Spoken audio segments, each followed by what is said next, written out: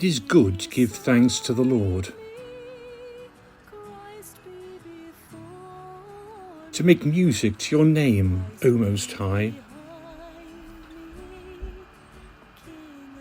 to proclaim your love in the morning, and your truth in the watches of the night. The just will flourish like the palm tree and grow like a Lebanon cedar.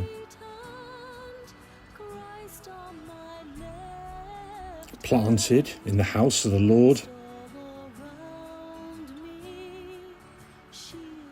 they will flourish in the courts of our God.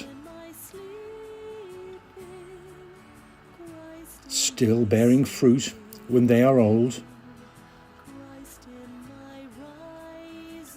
still full of sap, still green, to proclaim that the Lord is just. In him, my rock, there is no wrong. Telling of me, Christ be the vision in eyes that see me, in ears that hear me, Christ ever be. Christ be beside me, Christ be before me, Christ be behind me, King of my heart, Christ be within me, Christ be below me, Christ be above me, never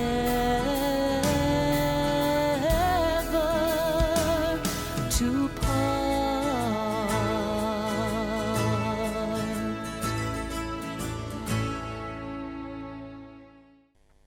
Hello, Monsignor Daniel McHugh.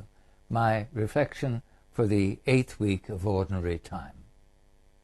A man's words flow out from what fills his heart.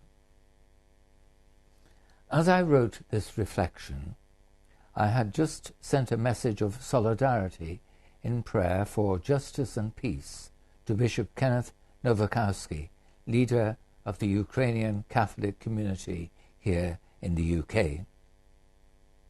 Earlier in the morning, 24th of February, Russia declared war on Ukraine.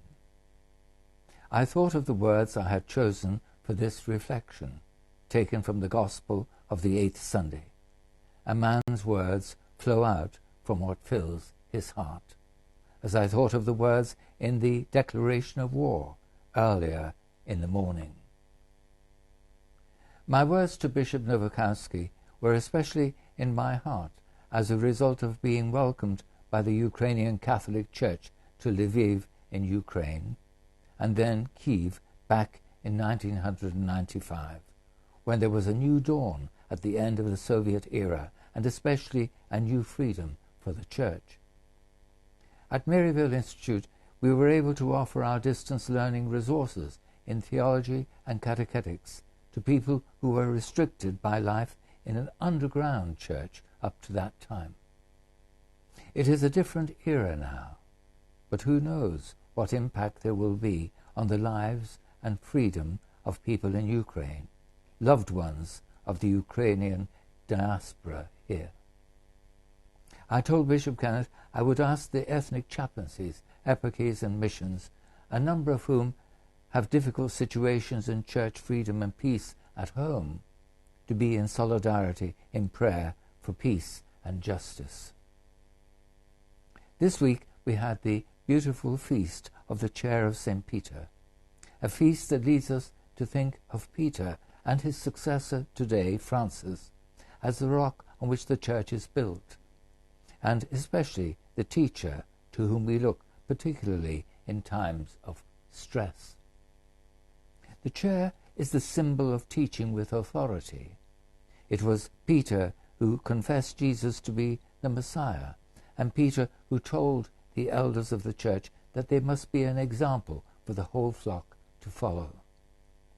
Francis, who teaches from the chair of Peter today, has been a wonderful guide in the recent pandemic, speaking from the heart, being an example of faith and prayer as he walked the streets of Rome with the crucifix, the symbol of hope amid suffering. I am sure he will teach us once more from the heart in this crisis, both in words and in deeds. This weekend we have a pastoral letter from Archbishop Bernard, which will be read in all churches and chapels of the diocese. This reflection is intended for the vlog Burning Bush, a 10-minute pause for thought and prayer with video. The pictures chosen are impacted on by the feast of the chair of Peter. I have chosen the famous statue of Peter sitting on the chair in St. Peter's Basilica, where the foot is worn away with the kisses of veneration by so many pilgrims, and the picture of Peter sinking beneath the waves as he fears he may drown. Jesus reaches out to save. They seem to me to highlight the strength and the guidance Peter and his successors give for our journey of faith. Above all, they lead us in their teaching and example of faith to Jesus, the risen Lord. Jesus says in the Gospel for this Sunday, the disciple is not superior to his teacher. The fully trained disciple will always be like his teacher. Let us examine our way of life and the words that come from our hearts in the light of these words. Jesus is our supreme teacher and leader. Those with responsibility for guiding the church, especially our Pope and bishops, look to him to interpret the signs of the times. St. Polycarp, whose memorial was also celebrated this week, is an early bishop and martyr from present-day Izmir in Turkey, formerly Smyrna. He could have saved his life by denying Jesus. He famously said at the age of 86, "How can I renounce the King who has saved me?" A man's words flow out from what fills his heart. Christ be in all hearts, thinking about me. Christ be on all tongues, telling of me. Christ be the vision in eyes that see me, in ears that hear me. Christ ever be. Christ be beside me, Christ be before me, Christ be behind me, King of my heart, Christ be with me.